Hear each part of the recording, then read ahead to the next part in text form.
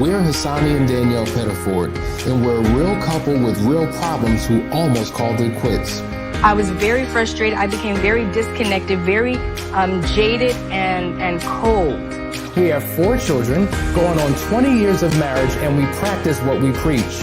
Our mission, to change the way couples relate to one another and teach them the skills needed to improve the quality of their relationships. This is the Couples Academy Show. All right, guys, welcome to the Couples Academy Show. My name is Hasani. I'm Danielle. And we're here on a Monday morning. Hope you had a great weekend. I know it was a busy weekend for many people. Hopefully you took some time to enjoy yourself with your spouse, with your family, all that good stuff. But we're here to dive back into the conversation that we left off with at the end of the week. We were talking about arguments. We talked about what to do to avoid an argument. Then we said, well, if you're in the midst of an argument, this is how you can handle it. But now we want to talk about what you should never do after an argument. I hope this has been helpful for you, because this is where so many people find themselves. And so if this is you, take a pad, take a pen, write some notes. Let's get it down. Let's make it happen on today. But in the meantime, make sure you like, share, and subscribe and hit that notification bell. That way you will not miss a show. And we really appreciate that you guys continue to share and spread the word. Keep up the good work. All right, we're in the summertime. We're in the heart of the summer. There's a lot popping off. It's going to be a hot, sizzling summer for Couples Academy. We have a lot of things coming up. We have shows that we're releasing. We have a Masterclass that we're doing at the end of this week. We have a Last Chance Weekend that's coming up. So before we dive in, let's just go through a couple things, and we'll be right back to get started with today's conversation.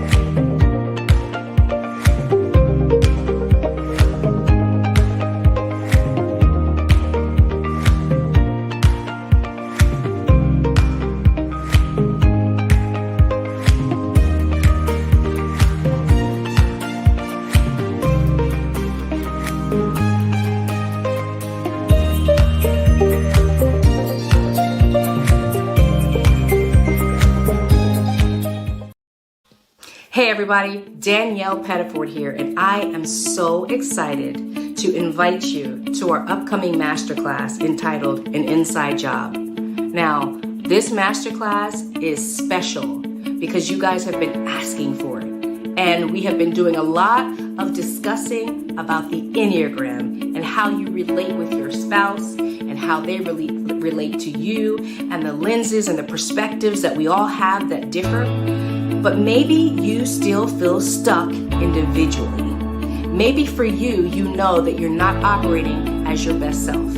Well, there is a roadmap that leads you right back to you, and it's a very individual journey, but we all can take it together. I'm so excited about this masterclass. I'm excited about showing you how to live a life without fear, without anxiety, without anger, and for you to understand that God already had a plan for you when He put you on this planet. He knew who He had designed you to be. And it's for you to do the digging and discovering to find out who that is so that you can live the best life at the highest calling that God designed for you. So I hope that you will join us in this masterclass. I can't wait to see you there.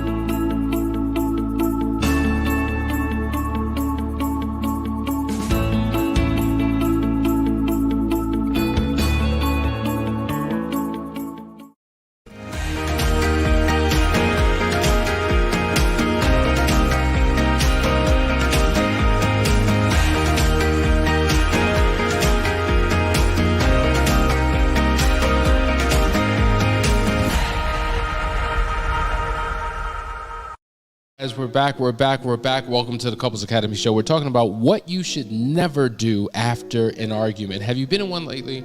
Has it finally come to an end, but you still show up wrong? You still do the wrong things. You still don't know how to have some get right, and things get worse again, and you find yourself falling back into the same pattern. Well, we're going to be talking about the things that you should never do. This is a conversation you want to have with your spouse, because your spouse is a mirror. They have a front row seat to your life, and you want to know how you're showing up, right? So don't be oblivious to who you are. Become self-aware so that you can get through an argument successfully and not have the residual. Sometimes, think about an earthquake. earthquake is dangerous, but then the aftershocks can be just as bad, if not worse, if you don't know how to effectively handle it. Mm-hmm. So we're going to dive right in. All right. Very good. Number one, the first thing you don't want to do, we're talking about what you need not do. Don't disrespect your partner's need for space. Sometimes I just need to get away, clear my head, be by my lonesome, and get myself together. And one of the biggest challenges that people have is, and sometimes in the midst of an argument, you know, a person just says they just need a break. Like, let me just go, because if I'm going to say something, I'm going to do something, give me my space. I'm not leaving, I'm not going nowhere. Meaning I'm not leaving the relationship, I'm not leaving you. I just need to get away so that I can decompress, I can release.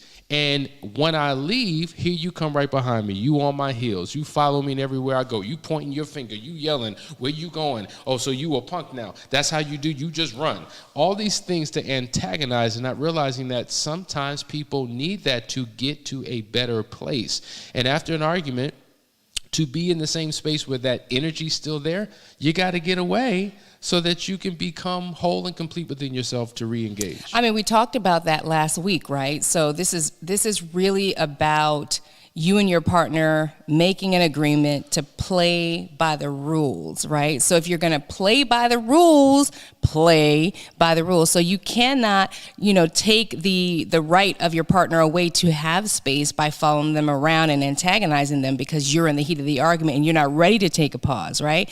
This is why we say come into that agreement up front, right? We don't play a game by ourselves. So you can't just make a decision. Oh, the Couples Academy said I can take a break, 5-minute break. You can't just do that without having a conversation with your spouse. And so, make sure that you sit down and have a conversation and say, hey, listen, I want us to have better communication. I want us to be able to do better with our arguments and not have these situations that go unresolved. So let's play by these rules. Let's allow each other to take time to pause, right? So if you've come to that agreement, don't renege. Don't renege and harass your spouse when they need to take a pause.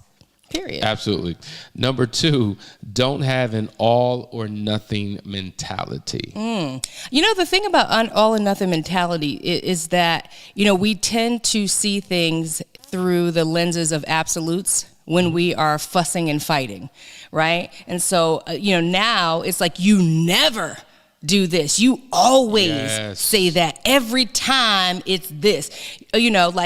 If you go in the history books of your arguments, so now you're pulling out all the records, right? Because you've been keeping notes, right? And so when you're operating in those absolutes, it literally shuts your partner down because it's not really true, right? It's not really true that they always or they never. And we always talk about never using absolutes and being very careful about the language that you're using when you're getting into arguments, because it could be the very words that you say that shut your partner down, or you can be very, you could curate your words and be very particular about what you say so that you don't shut them down, so that your point can be made. And at the end of the day, all of us want to be heard. So you want your point to be heard and to be understood. So be careful not to use absolutes. Be careful not to have this all or nothing mentality. Now, you may be hearing some of these and you may say, well, yeah, that's what we need to do in the midst of an argument, right? And the answer is yes. But you have to reinforce these same behaviors after the argument, because just because I'm in a heated moment, fine, I'm a apply these rules, right? But when all of the emotions subside, you can break the rules? No, you have to still honor them to make sure that things continue to go well, which leads to the next point. Number 3, don't give your spouse the cold shoulder. You know how sometimes after an argument, or after a deeply intensified conversation, it finally comes to an end, and hopefully you've brought resolution to it rather than just conclusion to it. So fine, you resolve it. But then you still caught up in your feelings and you got the stank face on and you give your spouse the cold shoulder, which really is another form of stonewalling. Like, I'm just not speaking to you right now. I'm not in the mood. I ain't got nothing to say. You do you. I'm going to do me. I'm going to go over here. You go over there. And so hours go by. You still not talking. And it's just like you're locking your spouse out. They're trying to possibly, and I get there's need for space and time. I get that. But after you have done that, when you just continue to show up disagreeable, disengaged, disconnected, just dissing, just dissing your spouse, and it's a problem because it creates this energy and atmosphere in the environment that is not healthy or conducive to reconnect. And it just makes it very hard. It's almost like, fine, we resolved it, but there's a wall up. Well, it's like, now I'm going to punish you. You know, yeah, we resolved it and we've moved on. And yeah, maybe you were right and we followed the rules, right? We did what Couples Academy said. We played by the rules. But now I'm going to punish you because of the way that you made me feel, or because I feel like I lost because I didn't get my way. And that's what it is when you're giving somebody the cold shoulder after an argument. You're letting them know that, yeah, we've verbally came to some type of resolution, but emotionally we have not. And you're going to feel it. And it's very intentional behavior. Real talk. That's real talk. All right, let's go to the next one. Number 4, don't keep their words in your arsenal. Ooh-wee, that's a horrible one. That's a bad one, right? Because now, remember, as one, we are supposed to be each other's vault, right? So after an argument, you've said all the things and you've become transparent, you've played by the rules, you've done all the things, and now, you know, you can choose to be a list maker, to take notes, right? And put them in your arsenal for the right time so that you can pull them out and you can attack. And we never want to do that, right? Because now I don't feel like I have a safe space in you, right? The last time I told you something, you threw those words in my face the minute you got a chance, right? It makes your spouse feel incredibly vulnerable. It makes them feel like they can't trust you, and they never know when those very vulnerable and emotional conversations that actually you feel it, right? Like it makes you feel some kind of way, is going to be hurled at me as an arrow of insult or a reminder of my lack or a reminder that I'm not enough or whatever it is. It's just a very terrible habit to have. Absolutely. Number 5 is, don't just say I'm sorry if they're still hurt. Now, I'm going to go in another direction with this, but then bring it full circle. The point is, don't just say I'm sorry. So in our Foundry group, we're reading a particular book, and in there it talks about how you have to begin to learn how to articulate, how to describe, how to get beyond the surface. So, for instance, every woman wants to be seen, particularly by their spouse, right? It's just like when a woman leaves the home, they're going to get compliments wherever they go, right? So, of course, they want to hear from you. And so if you're a husband who says, okay, fine, I'm going to compliment my wife, and you're like, hey, babe, you look nice today. Next day, hey, babe, you're beautiful. Hey, babe, man, you really look pretty.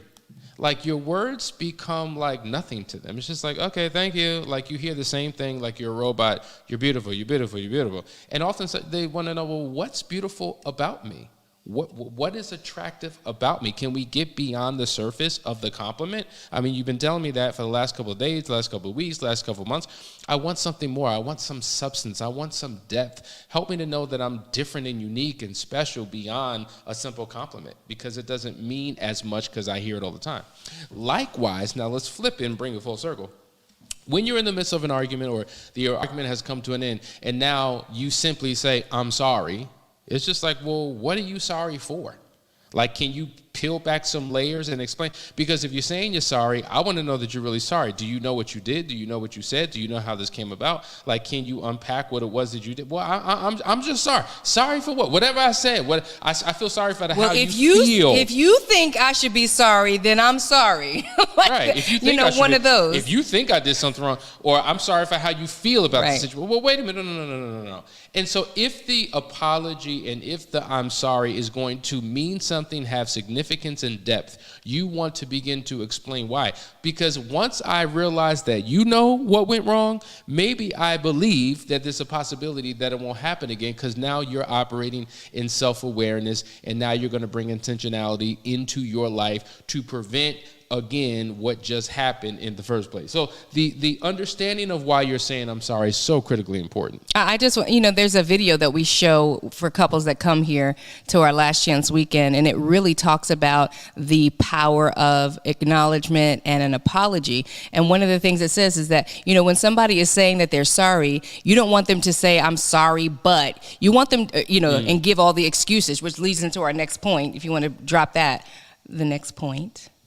There we go. Don't make excuses for why you fought, right? So it just talks about how you don't say, I did you wrong because, I don't know why I did, or it was his fault, or it was her fault. No, like just come clean with it and say, you know what, I did that, and I consciously knew I was doing that, and I made the mistake, and I didn't show up as my best self. Like, don't make excuses after the argument as to why you did what you did. If you know that you were out of place and you know that you were wrong, just own that you were wrong. You know what? I was feeling some kind of way. I was not my best self. I'm sorry. And I acknowledge that I was wrong. That extinguishes the flame and the fire. You want to quickly extinguish the flame or the hurt in your partner.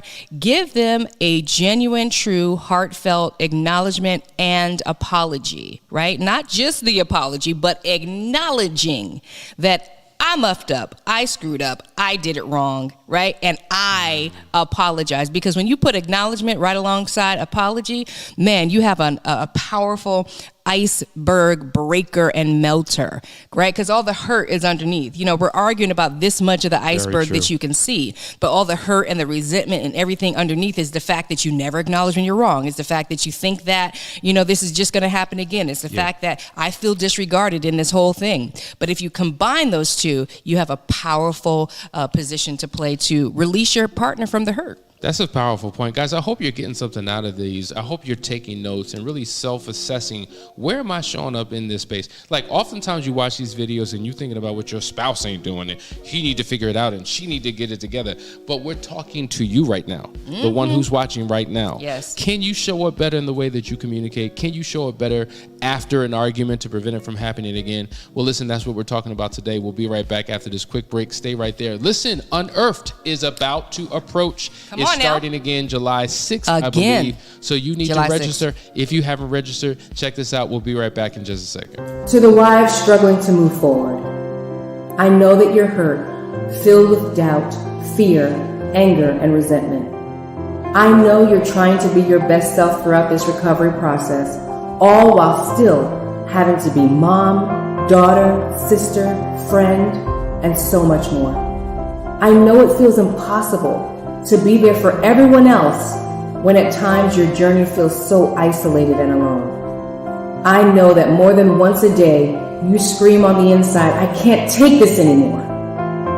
I know there are days when you feel like you want to give up and run away. I know you spend too much time sitting in your car parked in the driveway to get your head right so that you can keep moving. I know this feels like a lot of work with no guarantees. And I know you wonder, what happened to me? Who am I? And why am I here? More than you'd like to admit.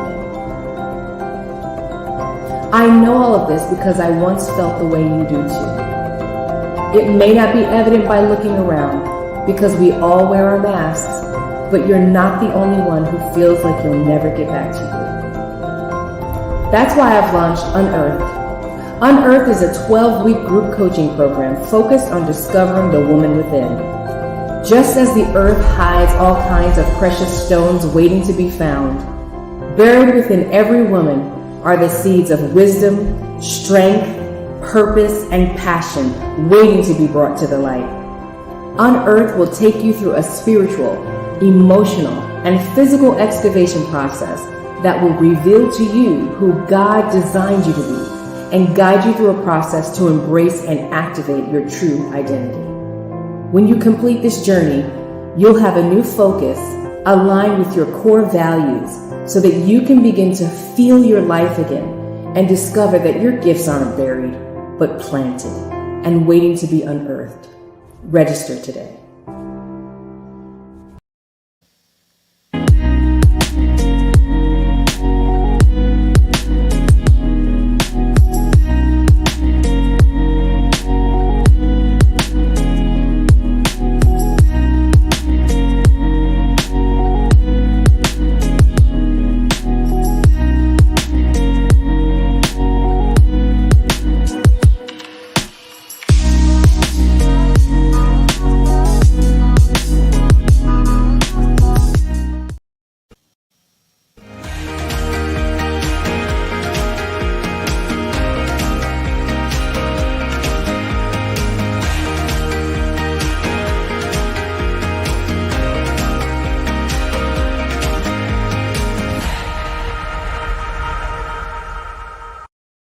Welcome back, everybody. Couples Academy is back in full effect, and I want to make sure that I acknowledge our special people that make sure that they tune in every day. And I want to say hello to Vashawn. Good morning, Torre Gonzalez, Jewel, LaShawn is with us, Treetop Palmer is with us, Charles is with us, Jessica. Good morning from Maryland. Kimberly is with us. I don't know what that flag means. Sorry, I can't acknowledge where you're from. DFLO is with us from California. Denise is with us. Good morning, Denise. Kim is with us, tuning in. Michael Koger is with us. Good morning to everybody. Thank you so much for tuning in. I want to jump back into what we're discussing today. And, we were talking about, not making excuses for the argument. There was a point that came to me during the break, and I'm just thinking about this, is that one of the biggest issues when we make excuses for our arguments, but we under-acknowledge the issue and the problem, is that your partner struggles to see or to believe that whatever the issue is won't be a reoccurrence. When you push off the blame to something else, it means that you're not taking accountability for your actions, which tells me you don't know why you did this. And if you don't know why you did this, how on earth can you commit to it never happening again? That is the issue. And so acknowledgement is powerful. Acknowledgement is humility. Acknowledgement is shutting down the ego and saying and acknowledging, I'm broken. I have issues. I have problems. I'm not perfect. And I'm actually willing to be vulnerable. That's right. With my number one, which is my partner. Because guess what? They already know. Like literally, they already know what the real problem is. All they're waiting for you to do is to acknowledge it. They want to know that you know, so that you can say for sure, listen, I know what's wrong. I did this. It's me. This is why I'm not going to do it again, because I recognize the error of my way. That is a powerful nugget I needed to give you on that. Oh, thank you, babe. That's all. Sometimes the spirit speaks a little late. Just saying. Let's go to number 7. Don't walk away if they reapproach the argument. Now, this is a huge one because, truth be told, folks, oftentimes when you're having an argument and it comes to an end, it doesn't mean that it's over. In fact, some issues are like, it takes a conversation. But for some issues, it takes a number of conversations, and we need to take a pause. We need to take a break. Just think about boxing, right? You fight, for 2-3 minutes or something like that? And then every round, there's a break, at least 30 seconds, right? 60 seconds, whatever it is. I got to recoup. I need some water. I need to be coached. I need to get my breath, and then I can re-engage. And so when it comes to these conversations, sometimes they enter into arguments. We don't want that, but they're necessary conversations to have. And so when your spouse feels like, you know what, there's something else I want to talk through, there's something else that I want to bring up, don't shut them down. Don't say, we already talked about that. What more do we need to talk about? Right. Like, I'm just sick of can't we just move forward? Why are we exhausting this? Why are you so hell-bent on? Because it's what your spouse needs. Maybe you're resolved, but your spouse isn't. And so we're good. If you're one, right? If you're operating in oneness, you shouldn't feel good that you're good, but your spouse is not. I'm good. You need to get good. You need to figure it out. You need to get yourself right. No, they need you sometimes to help them get right. And sometimes it comes through talking things out and clarifying and getting in line and getting on the same page. Or, yes, I know we talked about this, but let's talk about it again just to make sure, I just want to make sure that we really have got it. And sometimes several conversations are what's necessary to finally put something to rest so that you can move forward. Because I'm going to tell you, a lot of times when you're in the midst of your emotions, you're going to say a whole lot of things that you don't even remember. You don't remember what they said. You don't remember what you said. You walk away with 2 different interpretations of what was said. And this is why we say record your conversations, take notes, just have something that you can reference again so that when you're engaging again, you can go back and say, see, this is what we said. This is what we came to. Because I'm going to tell you right now, you never want to make major decisions in the midst of an argument because you won't remember what you said. And so therefore, you need to, when your spouse comes back and wants to engage, indulge them. Does that make sense? Yes. All right, let's go to the next one. It does. Hey guys, don't keep getting into jabs. This is a good one. This is a good one for people to take notes on. I hope y'all take notes during the show, because you think about if you're taking that 30-minute break, right? And say your partner comes back to you and they have acknowledged the errors of their ways and they want to make amends with you, right? So they're in apology mode. Mm-hmm. Right? You could still be in your feelings and start jabbing, right? So, they're saying, hey, I want to acknowledge what I did, and here you come with the jabs. Yeah, because that was idiotic, what you said, because clearly you're an idiot savant. It's not like I haven't heard that before. Do you know what I mean? Mm-hmm. Right? So now the jabs keep coming. It's like the person is trying to wave the white flag with you. They're trying to make peace with you, and they have to jump over all the hurdles of your side insults just to get to the goal. And you make it way more difficult, and you put yourself in jeopardy of spinning right back into that same heated argument. The person only has a certain level of patience. Remember that. We all have the meter. Okay? Green, yellow, red. We all have the meter. And so if you keep jabbing at your partner and saying these little side comments because you need to get your frustration out, because guess what? During that 30-minute break, maybe you didn't do what you were supposed to do. Maybe you weren't playing by the rules. Maybe you weren't trying to, in your heart and mind, settle things and see things from their perspective, and they did. And they're coming back trying to make amends, and all you have is more insults, comparing them to somebody else or something that happened in the past, and you still with the side insults. And so just be mindful of that, not doing that, because sometimes we don't know why we got back into a heated argument. Like sometimes we don't know what went wrong. Well, what went wrong is that your partner couldn't handle any more of your jabs, and they went from green to red. Straight up and down. And every now and then you continue to jab. Sometimes those jabs really hurt. Yeah, they hurt. They really hurt. Because sometimes, and we're doing what we're not supposed to be doing. We're going in the past. We're throwing up things in each other's face that I told you 10 years ago, right? And now it's like, here we go, hurling insults at me, and I'm trying to make peace right now. Yeah.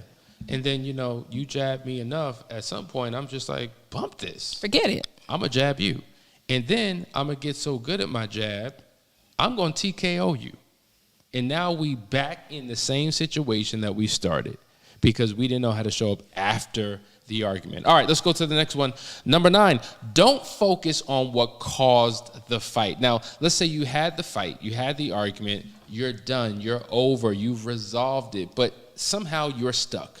Right? You're still stuck in what caused it in the first place, and you can't believe it, and you struggle to accept it, and you can't release it and let it go. And so even though you've come up with a solution, you're still trapped in your past. And when you're trapped in your past, you begin to re-experience the pain and the feelings and the emotions associated with that past experience. And now, in your present moment, you're robbing yourself of what's happening all around you, because your mind won't let you release what has just happened. So here we are, we're on our way to a date.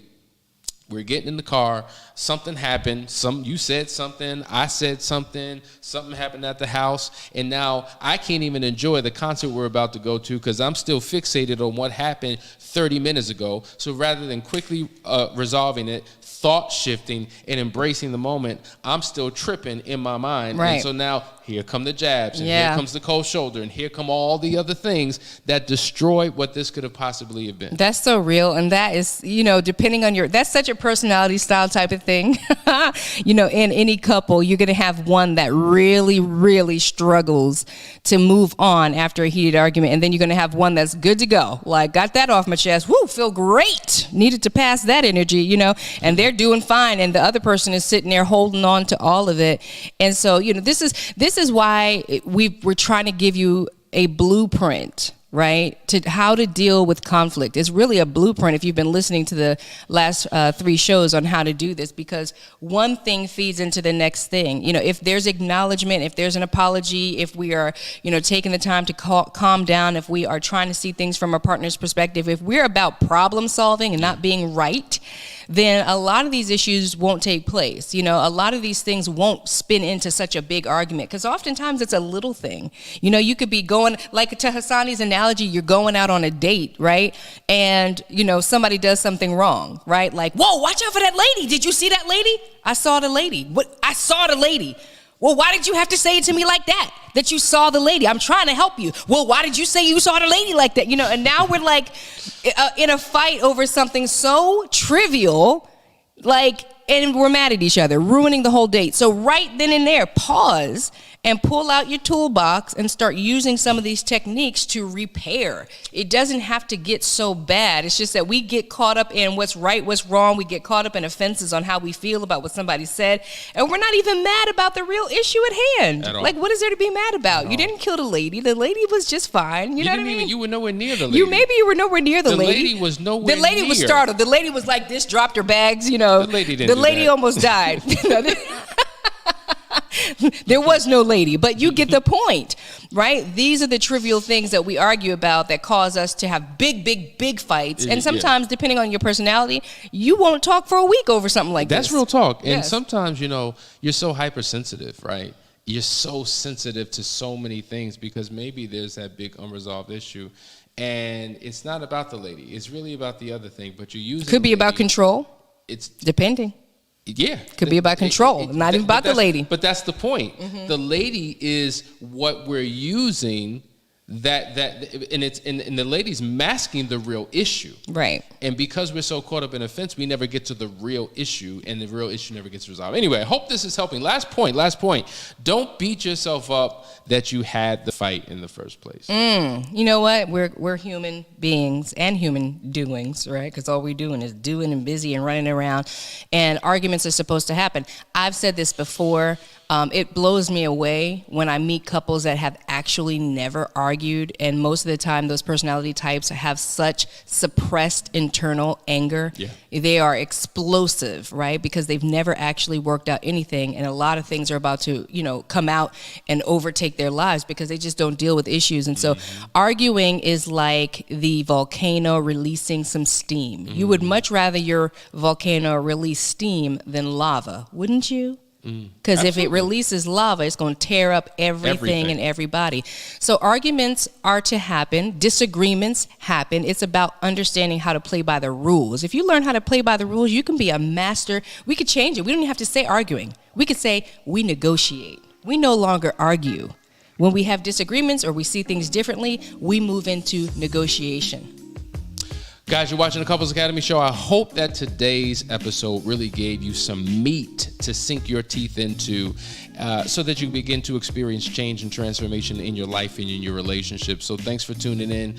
We look forward to seeing you in the morning for another series that we're about to begin. You want to know what it is? You got to show up at 9:30 a.m. See you guys. Love you. Bye. Have a great day.